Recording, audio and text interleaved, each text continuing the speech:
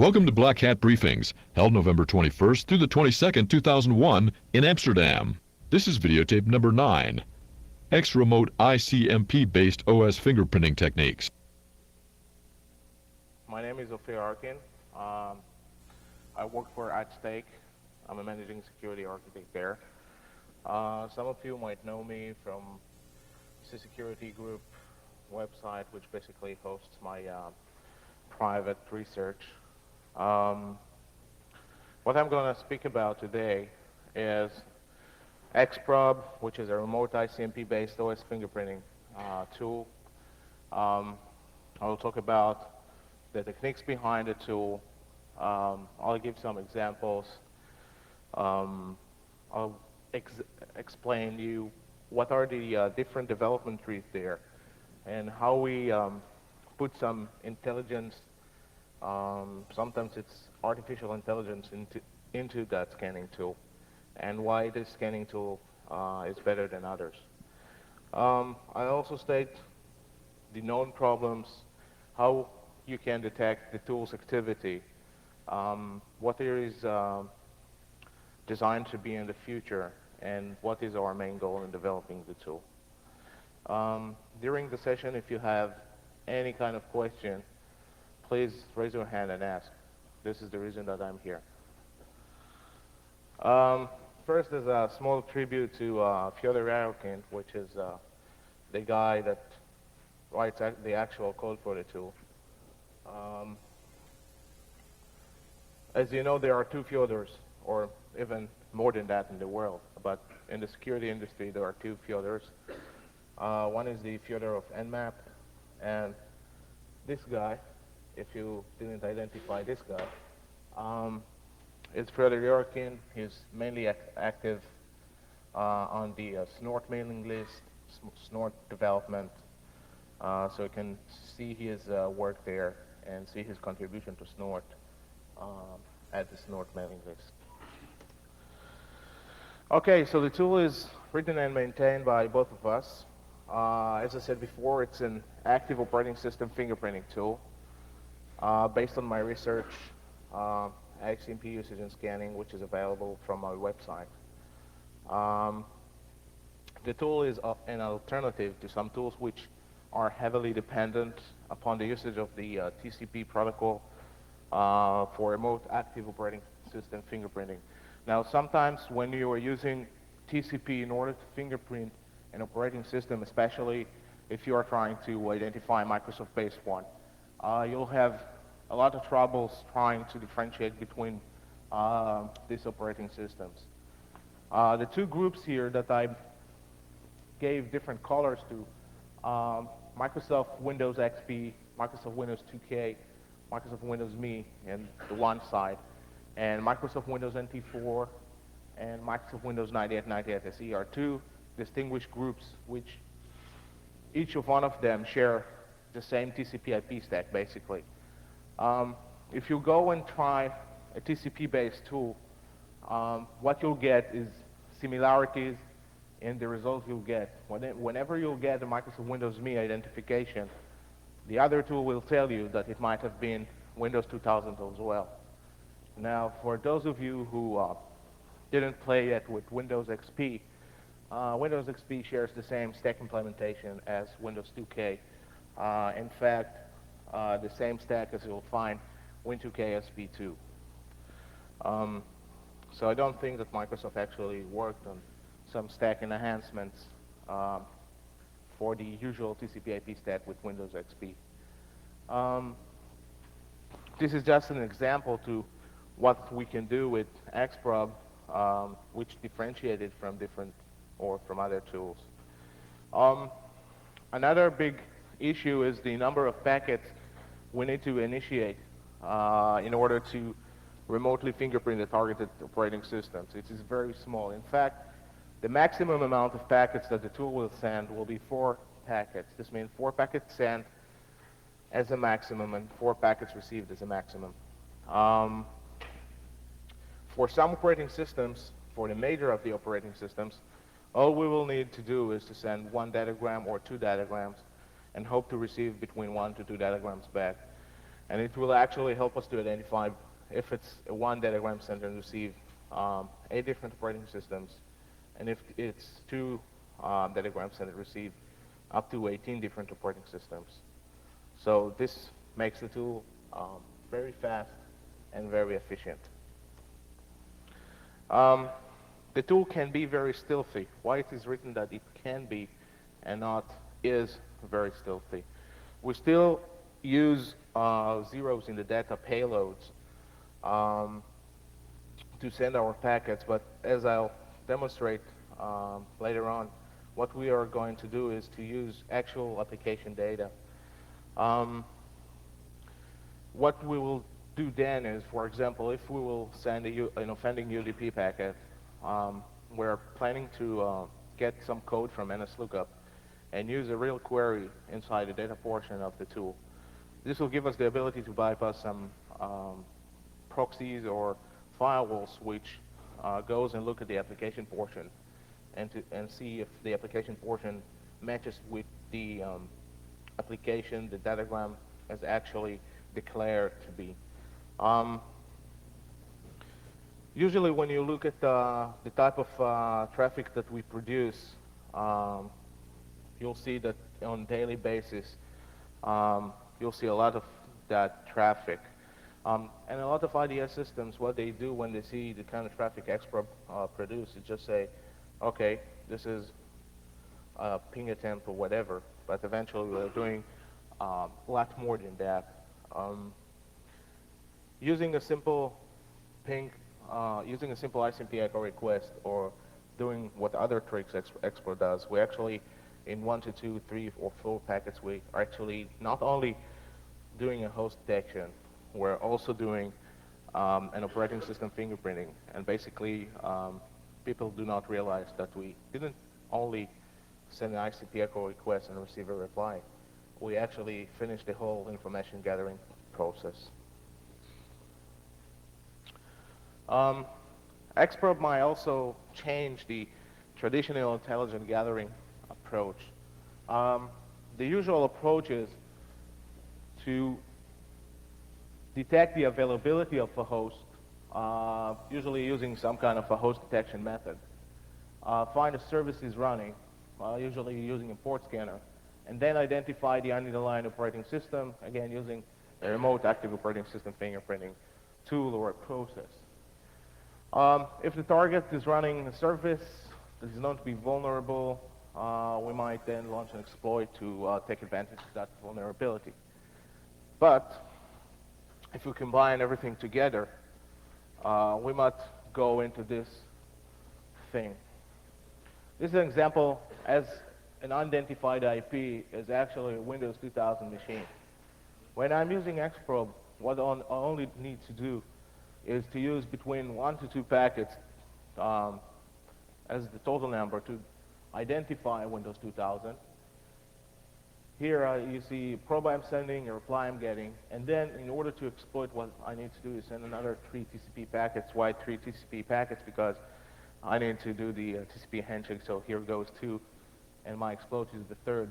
So if you make the quickest calculation here, you go to understand that with 4 or 5 packets as a whole, you can identify a Windows 2000 machine, and you know the number of those machines that are actually having a default installation via S5. What I claim is that if you can ping the machine, then usually the guy that runs the box is not taking care of the box or is not aware of the things that you can do to the box. Usually he will not patch the box, because the easiest thing to do to these kind of boxes is just to shut down any ICMP echo reply that they generate. So in the case of Microsoft Windows 2000, it's very easy to detect a box for, as I said in the example. Then it will be much easier for anybody who attacks a box to understand that if it's a Win2K, if you can ping the box, if you can do things to the box, and it's just, sometimes it's not just ping the box, just receive ICMP, some kind of ICMP error messages, then your next stage is to exploit the box. So 4 to 5 packets, and you own the box. The tool was first presented at the Black Hat briefings back in July 2001. It was proof of concept to basically give credibility to the research I made. We have two versions currently, version 002 and version 0.1. I'll explain the different trees of development in just a few seconds. Version 0.1 is the version that supports signature-based approach, and 002 is the version which is basically static decision trees. The logic behind the tool called X, and I developed it, the tool compiles under a lot of different operating systems, Unix and Unix-like operating systems, such as Linux kernel 202224, all the different kind of BSDs, actually 3 BSDs in our main development machine, Sans Solaris from 2.3 to 2.8, and even IRIX. The tool is very fast. The guys that were on my training saw a demonstration on local LAN. It ran from 0.01 millisecond, and it's not a mistake, to 200 milliseconds on a local LAN to identify a Win2K box. It's very efficient. You will see that from what I explain later. It's very small. It's still only a 52K, and the logic and the things that I use in order to get the results are very simple. As I said, we have two development trees, O.X, which uses static decision tree, and O.1x for signature dynamic database support. What we want to do in the coming days is to use some kind of a failover mechanism with the static decision tree. This means that if you fail in your first test and the second test does not work, you'll be able to have different trees that you can use of decision. So if the tool doesn't work, it will automatically fail over to another thing, and it will allow you actually to be more efficient in your scanning. There's always a thing that people ask me, yeah, you're using ICMP, and usually people shut down ICMP. But the tool actually is not only good to work from the internet towards a local network. Just think, for example, if ICMP is open from the internet to internal network or to the DMZ, you might find other vulnerabilities as well. Because if the guys there didn't went through the process of doing host hardening or just closing down the simple stuff, or even filtering correctly on the perimeter firewall, then you might hit another vulnerability, or you might find something that you can exploit. On the local NAN, we can use the tool very efficiently. There is always the problem of you not aware of other people in your organization, which are the real threat to your organization, really, which wants to install all different kinds of operating systems against any regulatory that you put, or against any policy you put in your organization. So what you can do, you actually can go and run Xprobe on local networks. It's very fast, very efficient, and if some of you are aware of how HPOV, for example, or other commercial tools build their host availability maps, using all those SNMP traps and huge amount of traffic on the local networks, not mentioning the fact that they need to have access to all of your networks. Here what you can do is just come plug a machine here and test your internal network, and under 2 minutes you have all the mapping, exact mapping of whatever you have, all the latest operating systems identified, and you can actually monitor if there is someone inside your organization that decided to play hide and seek and put another box there, or to install another operating system other than your organization orders. Sometimes there is the problem that people from the IT department, especially people from that need to troubleshoot the network or troubleshoot users need access from um, different LAN segments. So you can actually use that as well if you are doing a pen test. Sit down in one of these local segments and try to use the tool in order to identify other operating systems in different other segments, because usually what will happen then, you'll have access to other segments using ICMP, and it will be very easy to use that tool in order to try to identify other machines in other segments. Any questions up to now? Okay. The license of the tool is GNU basically, with one exception. All the material are for non-profit education use only. It's not just to cover our, you know what. It's also that our code will not be stolen, the work will not be stolen by companies that will integrate the things inside their products. Compilation of the tool is very simple. Just tar it, untar it, cd to whatever directory it opens, configure, make install. You have to have libpcap installed as well in order to run the tool. The command line of the tool is very simple. You have xprob, some option, hostname or IP address, and an netmask if you wish to use or you wish to scan multiple IPs. What we have added is two things from the first version.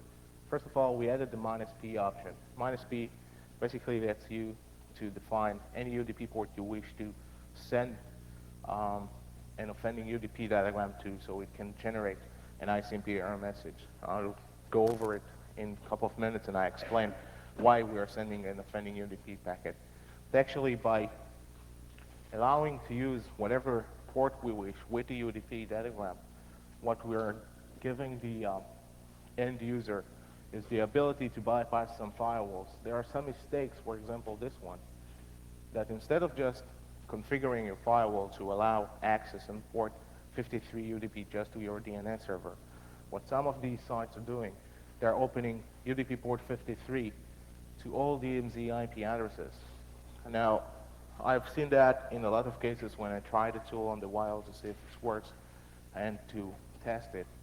And even on some of my friends' websites which configure their firewalls, they thought they configured them correctly. I've looked and saw these kind of problems. So in a lot of cases, being able to say what's the port that we're allowing to use will give you the ability to bypass firewalls or access list on routers.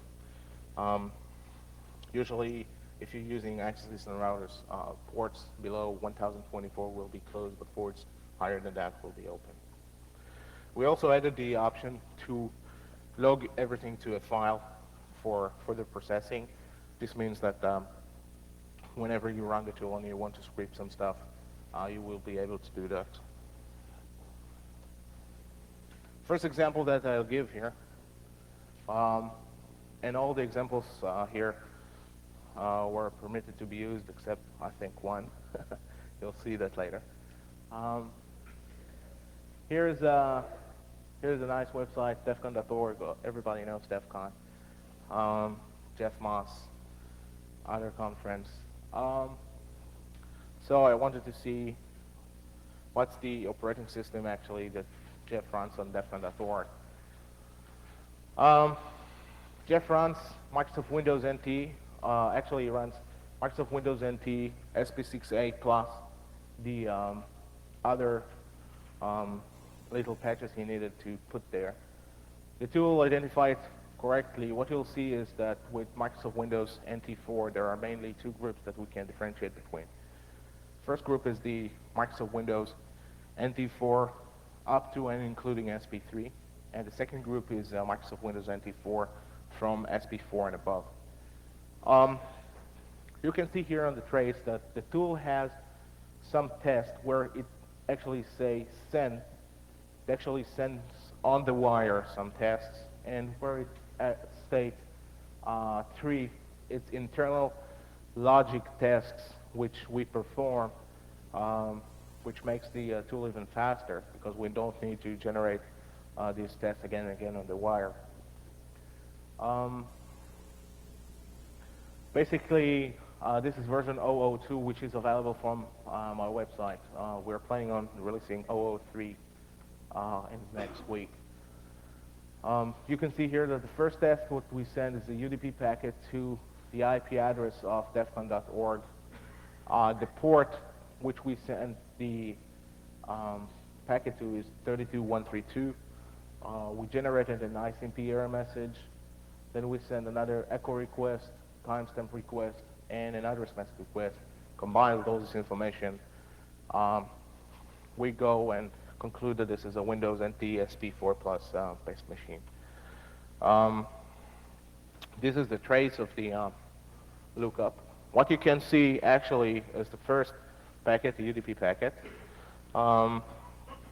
As I told you before, all the packets that we currently generate are with zeros as data payload. We're sending a UDP packet to a closed port, as I said before, 32132, and what we get back is a destination unreachable port unreachable for that port. What the error message gives us is a lot of flexibility in order to detect different changes from the way the error code is sent to us and the way that the data that is being echoed, the offending packet's data that is being echoed, gives us a lot of flexibility in determining a lot of operating systems, because of the mistakes we find here. I'll be explaining that in 2 seconds. So we see a UDP packet sent, port unreachable error message getting to us. We send another ICMP echo request. You can see here that our request is a bit different. The difference is that all our ICMP echo requests are sent with a code field different than 0. This is actually a way to detect this tool. If you send an ICMP echo request with the code, which is usually being used as a subtype, but not with ICMP queries, being set to a different number than 0, then you actually know that this is an X-probe probe. You see here, all the payload is still 0. Here we go and get a reply. Remember that here we see a code 0 instead of code 1 to 3. I'll explain that in a couple of minutes. We send another timestamp. We don't receive any kind of reply, and we send again an address message request. No reply whatsoever. Between these 2 queries, we have time that we wait for the an interval that we wait for the reply. So the finish time is 380 milliseconds. Just understand that we have another 250 milliseconds just waiting time for the ICMP address message reply.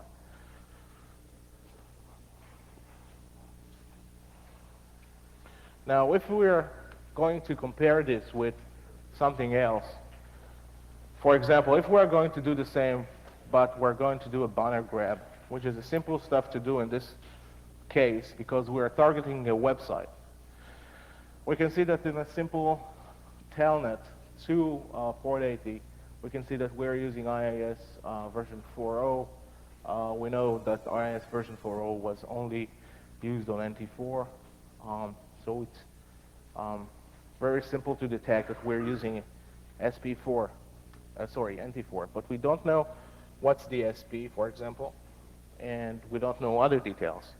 If we're going to look, and it's the only slide that I'm talking about other tools in comparison. If we're going to look at what Nmap produced for this kind of thing, it's very nice, because Nmap didn't actually produce a result for us.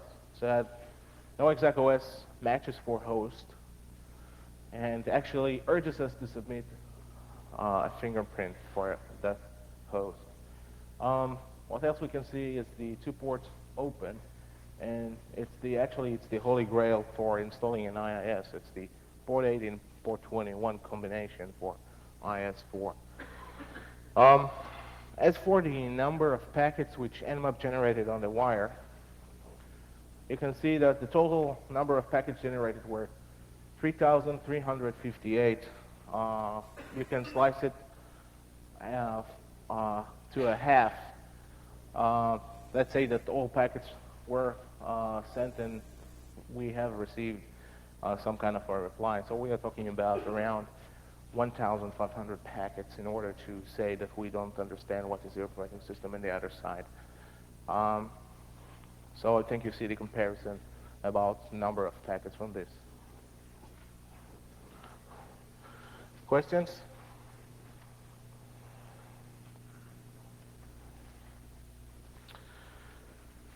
So why using Xprobe? Well, the ICMP protocol was not being looked at from the point of remote operating system fingerprinting. A lot of vendors implemented it in a quite relaxed manner with some deviations which are continuously being reproduced in every release of their TCP/IP stack, and at times more reliable to be reproduced than TCP tests. There is especially one vendor that knows that he has some problems with its ICMP portion of the stack.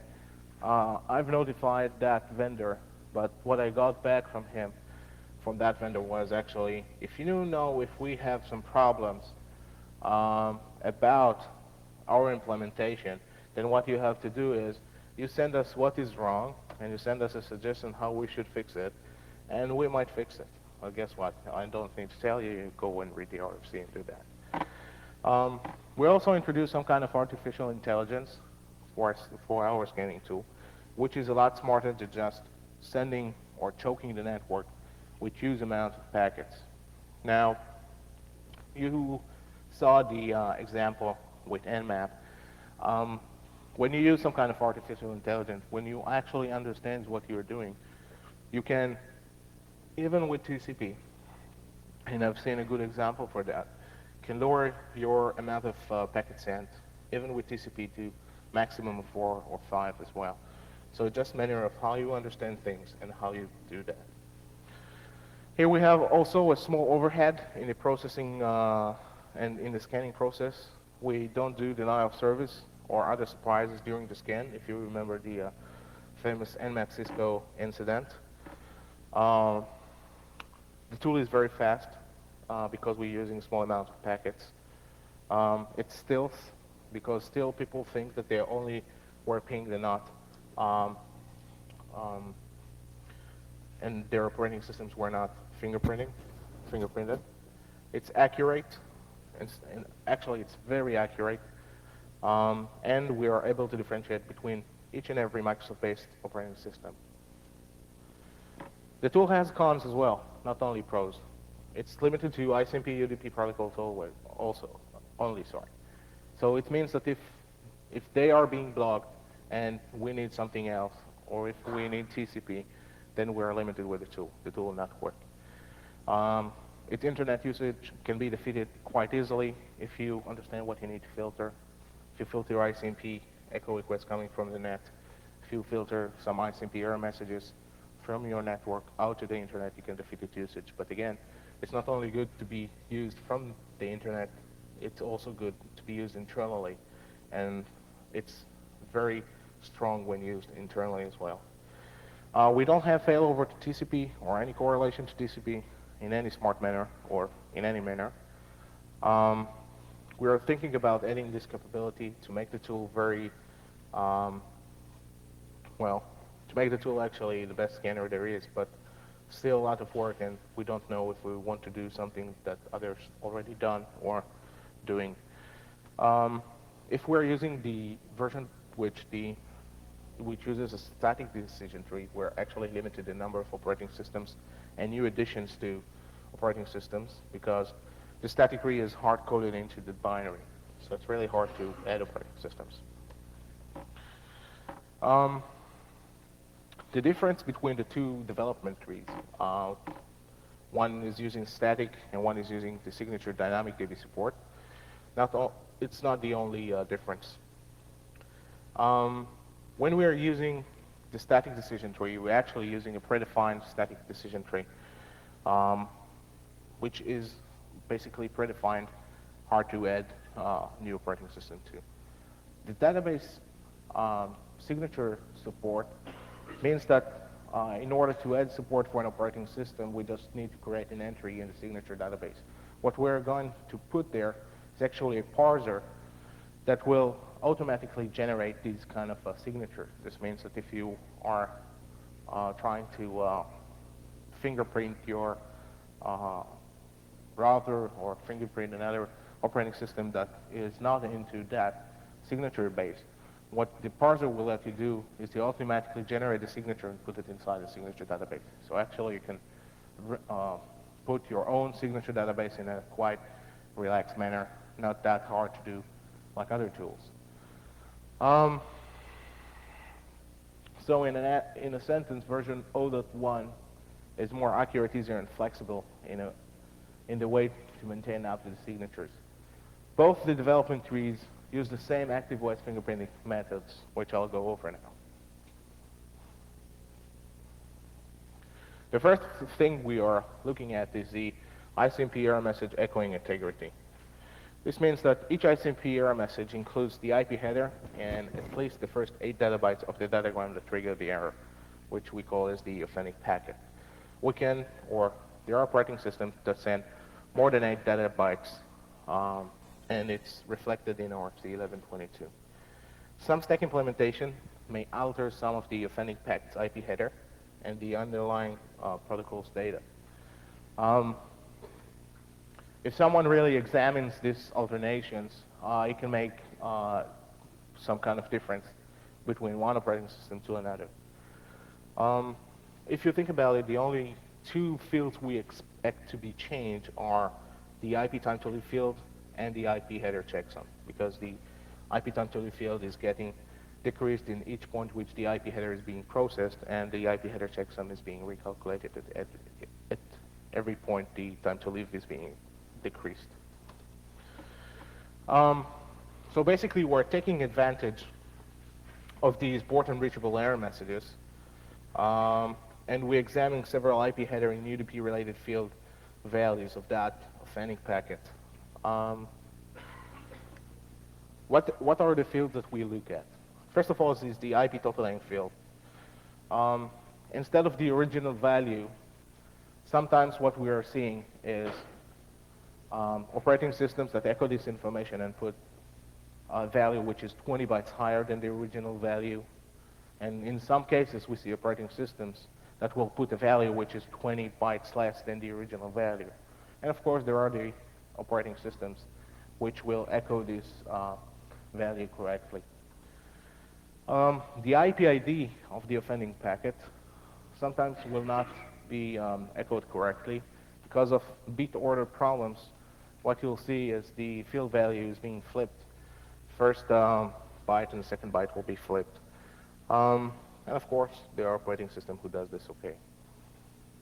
Another field value which suffers the same thing as the IP ID is the 3-bit flags, which is basically the unused, the don't fragment, and the more fragment, and the offset field, which is basically one after the other.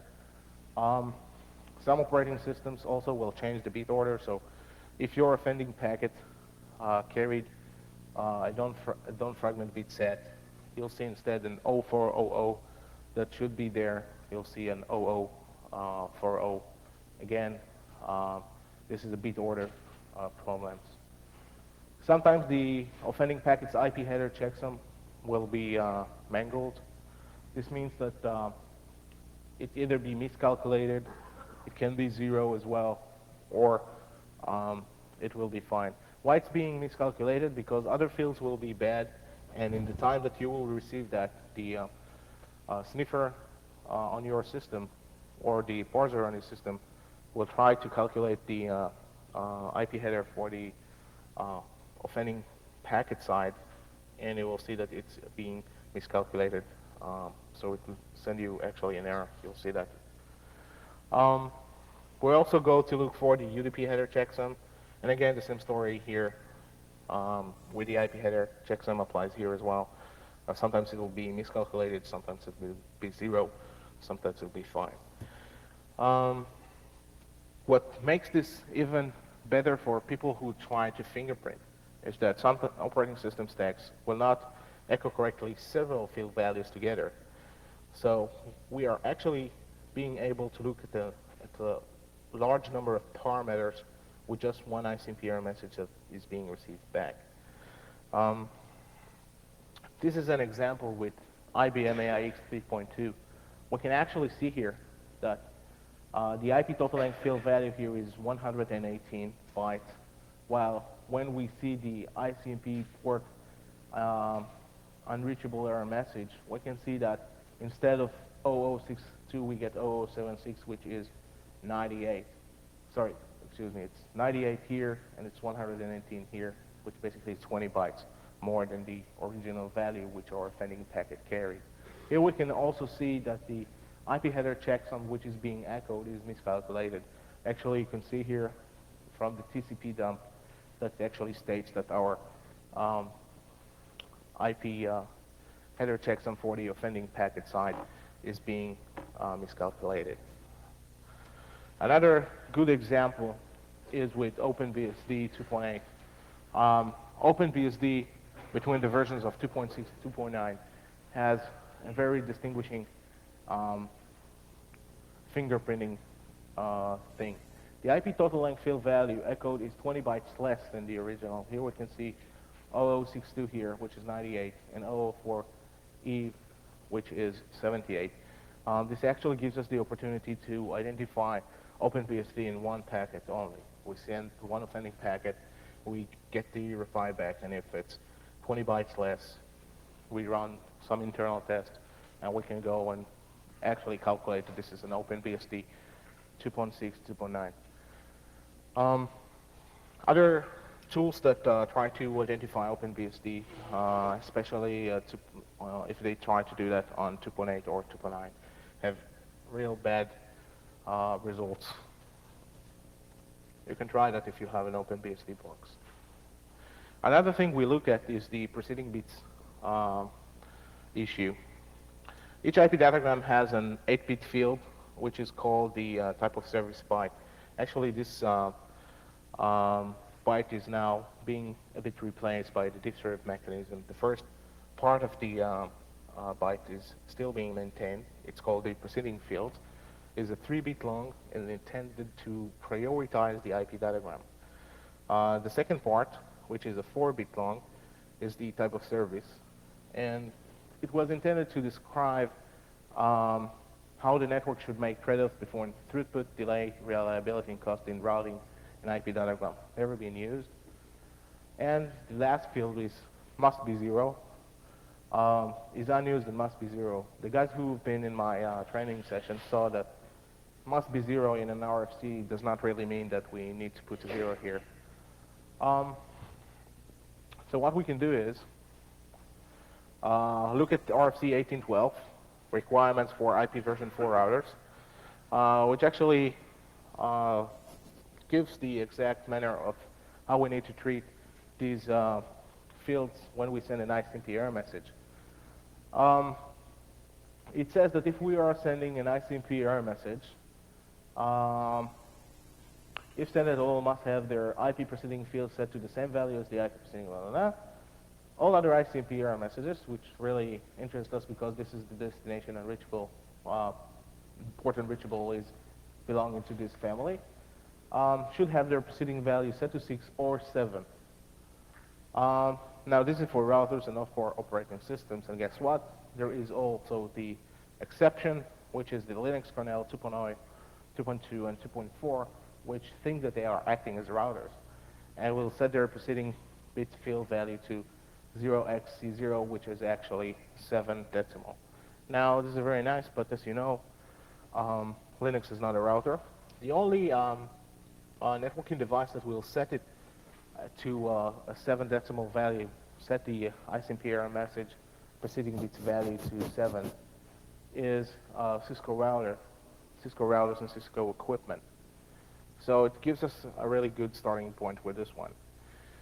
Another point that we're using extensively is the fact that there are changes between one operating system to another when we look at the ICMP error message quoting sites.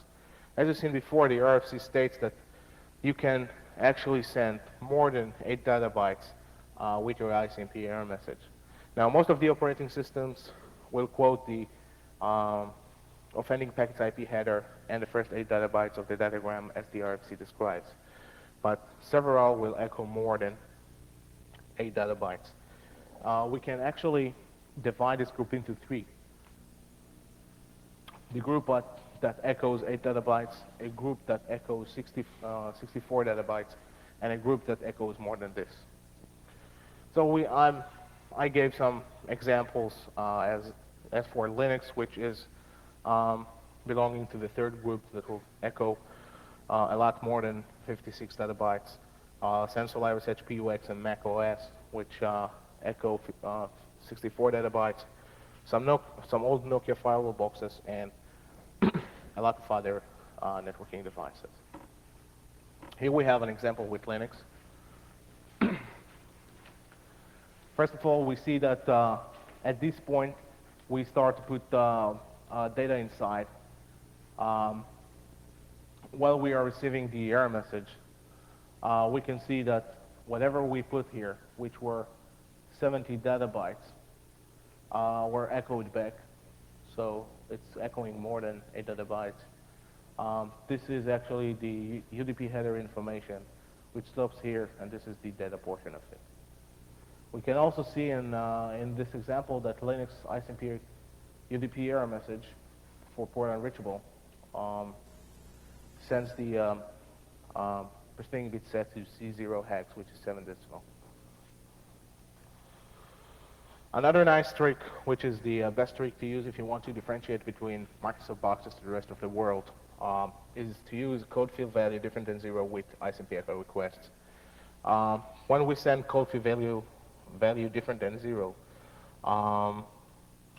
what happens is an operating system that will answer our query based on one of the Microsoft-based operating systems will send an ICMP code field value of 0 with their ICMP echo reply. Now, the RFC, the ICMP RFC only states that when you receive an ICMP echo request, what you have to do is you have to change the type for reply, recalculate the ICMP header, put whatever you need inside the IP portion, and send it back. What Microsoft is doing here is actually interpreting the RFC a bit different and putting code field 0 inside. Now, actually, this differentiates Microsoft-based operating systems from the other operating systems, which actually does not do this. So whenever you want to differentiate, if you have an IP address that you want to understand if it's in the Microsoft base or not, what you really have to do is send an ICMP echo request, put the code field different than 0, watch for the ICMP echo reply.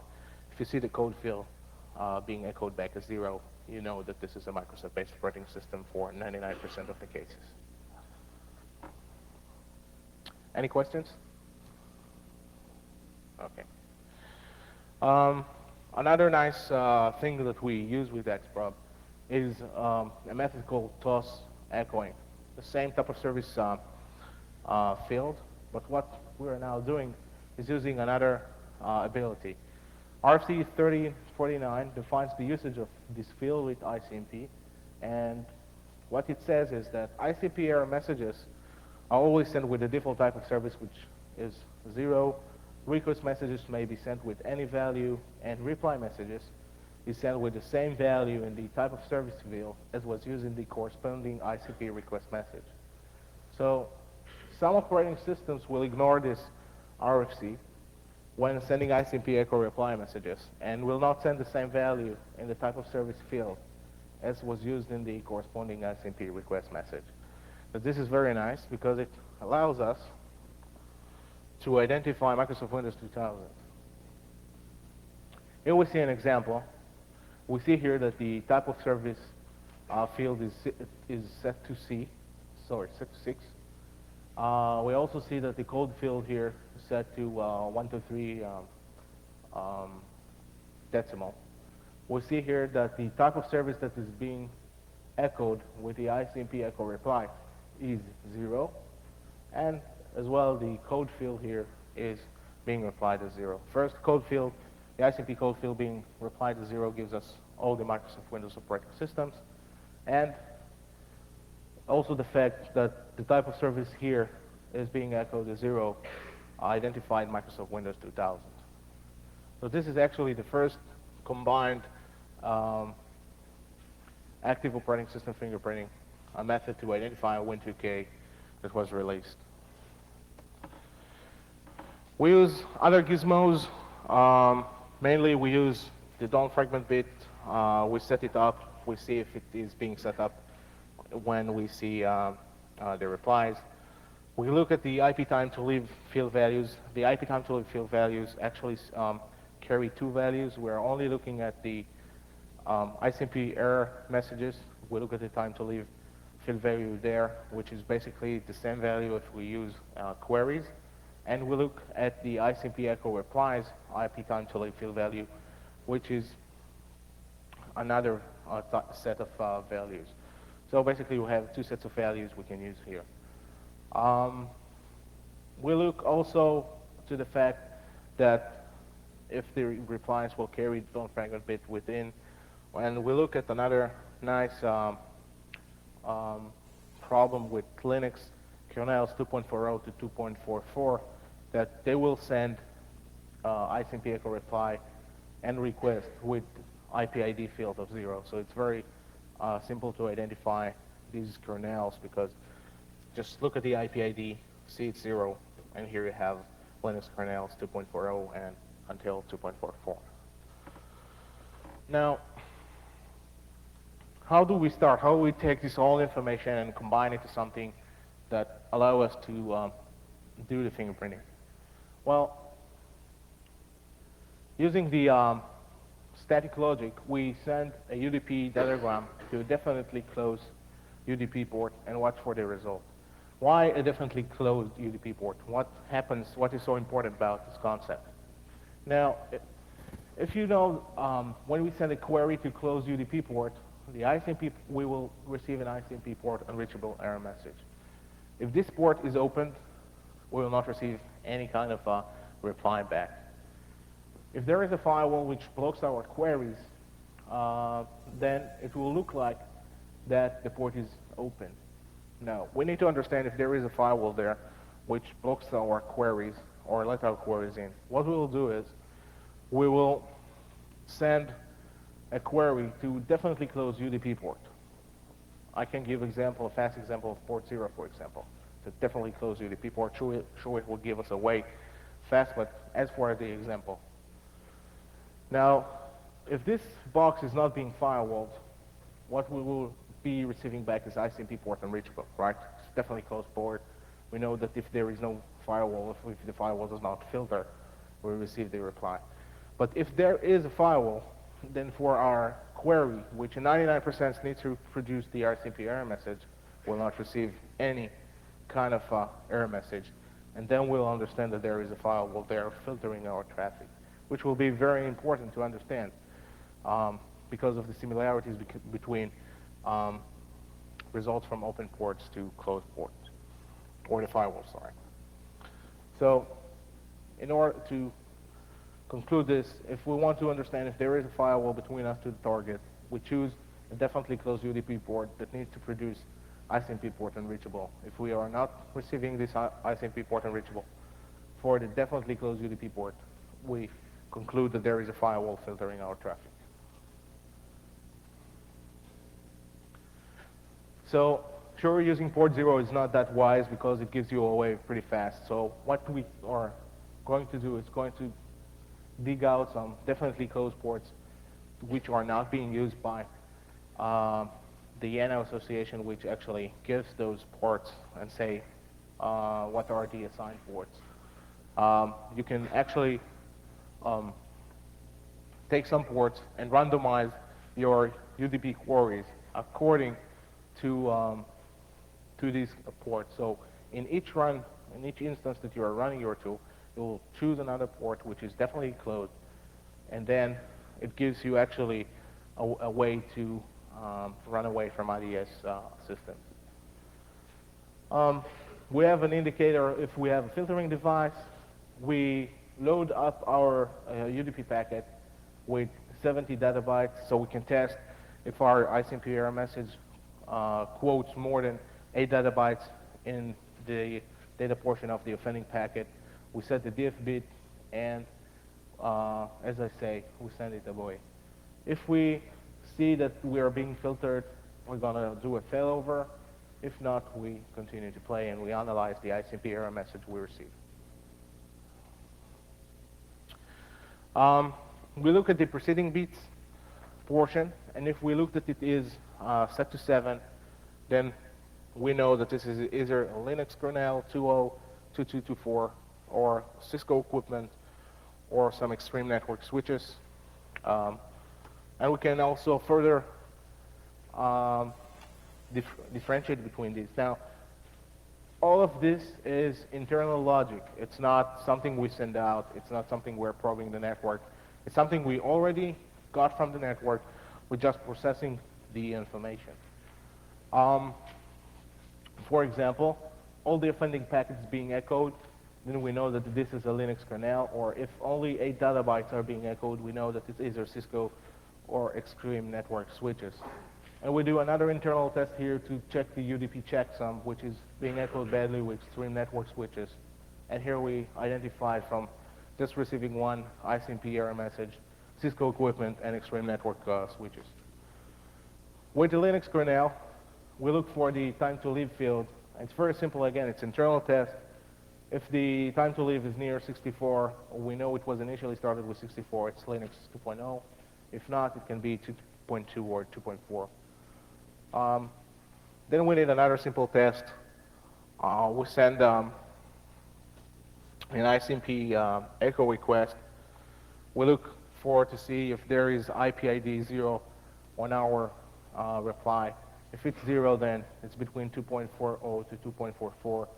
And if not, then it's either Linux kernel 2.2 or 2.45 and up. So it's a very simple thing. In 2 queries, we are able to identify all the new Linux kernels. We already identify Cisco equipment, extreme network equipment, and Linux 2.0 just for one packet. So just as an example, and just understand that I cannot give some of the examples I gave in the summer.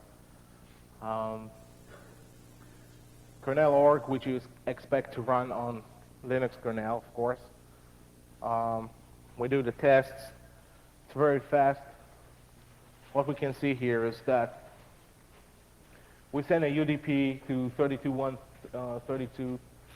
We receive an error message, 98 bytes long.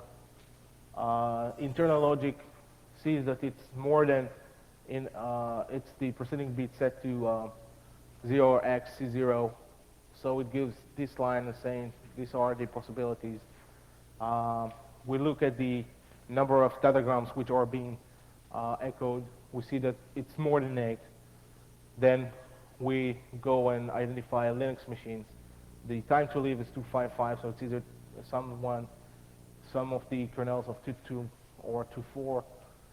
We send the ICMP echo request. The IP-ID is not 0, so it's either some kind of kernel from the 2.0 series or some recent of the kernels from 2.4 and 5 and up. 2 packets, that's it. Basically, if we look at the trace here, we see that time to live is 240, type of service is 0x0, and a lot of extra bytes are being echoed here. The time is around 700 milliseconds. I was using really slow links here. When I did some of the demonstration of the tool in the summer, I did some demonstration with, I did a tour to China using the net, and it actually gave me results in around 200 milliseconds, around 150 milliseconds. It's according to the pipe you're using. here you can see that second packet sent, the ICMP echo packet sent with a code field different than 0. The code field here being echoed exactly. IP ID here is not 0, so we conclude that this is either a 2.2 series or 2.45 class series kernel. So if you look at the large number of operating systems that we are able to identify, we're able to identify all the Microsoft-based operating systems. We're not able to differentiate between SP1, SP2, and the original Windows 2000. I can do that passively, but not actively. Microsoft Windows XP actually is the same stack as Windows 2K, TCP-wise and ICMP-wise. All the Linux kernels, older Sun OS, Sun Solaris, HP UX, Mac OS, basically all the recent and old operating systems that we are usually using, not something or some stuff which are not being used. We are also identifying OS 390, adding support for OS 400 as well. We support some networking devices as well. This list is around 30, 31 appliances and operating systems. Now, if we look at the logic behind the static version of our tool, basically what we're doing is very simple. We send a UDP query. We have a simple diagram or a simple event handler here. We send a UDP query to close UDP port. This is the first packet sent. We process the reply here. If we need to send more packets, we send ICMP echo request, which will be our second packet to be sent. If we need to send, then we send timestamp. If we again need to send something, we send an address mask. If we really need to send something after this one, we send an ICMP information request. Now, the guys that were at my training know that if you see ICMP address mask request and ICMP information request out in the wild, it means that something is really wrong and someone is really playing with you, because these two packets should not cross the boundaries of a router or a layer 3 aware switch. Now, if you are building an IDS system, or if you're looking at the IDS system, then you wish to identify the pattern, then no problem. Usually, if we go until this point, you'll see that a UDP sent, an error message sent, an ICMP echo request sent, and whatever if we receive a reply. But here you can look at the code field part and identify the tool. You can also go and look at the data portion of the tool and identify its usage. And the UDP query, you can also look at the data portion and identify the tool. Now, this will be changed when we are going to implement the real data inside the data portion and of the packet. Now, what we are doing in the new tool, new version of the tool, we will initiate queries according to specific differentiations. What this means is that we can start with a certain test, and for example, if we receive match the two signatures, we are not going to send a test again. What we're going to see, or what we're going to do, is we look at those signatures and we look to see if there is a differentiation in the signatures themselves. There is no reason to send another packet if there is no differentiation between the signatures, if there is no test we can send in order to get a differentiation. Only if we see that we can send another test and we're going to prioritize which test we will send, then we will send the test to differentiate between those signatures we have found. What we are actually going to do is we are going to give the ability to send any test as the first test sent. This means that if you are want to catch us or to catch the tool, we actually making your life harder, because A, it will use actual application data, and B, everybody will, or the people that will use the tool will be able to start or initiate a tool in 1 to 5 different tests initiated at the first packet sent. So again, processing it together signature base. If we need to send another thing or another query, then we send it and differentiate between the two operating systems accordingly. Questions?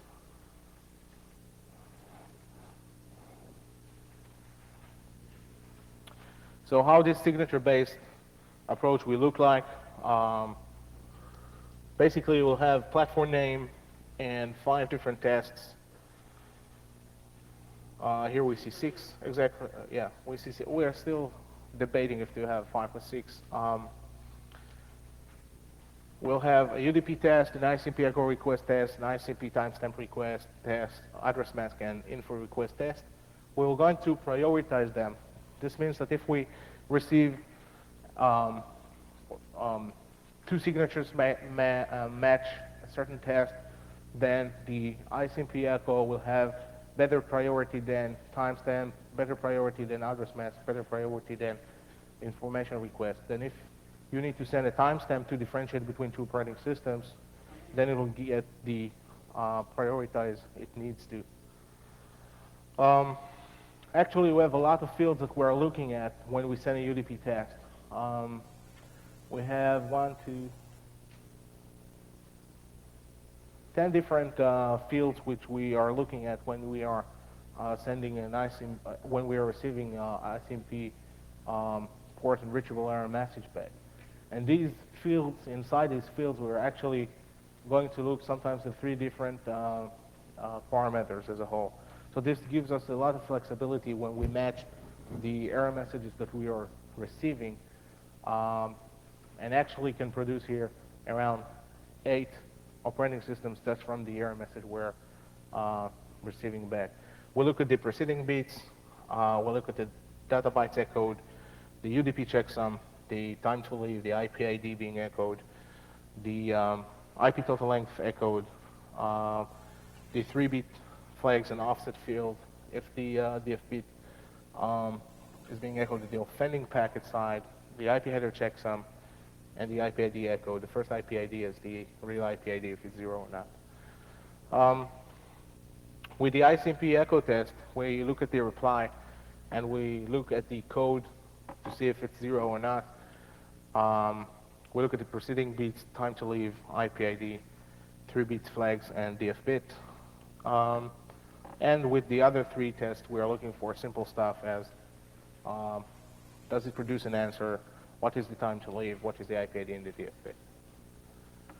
So for example, an operating system which is usually hard to differentiate because it shares a lot of characteristics with other FreeBSD operating systems.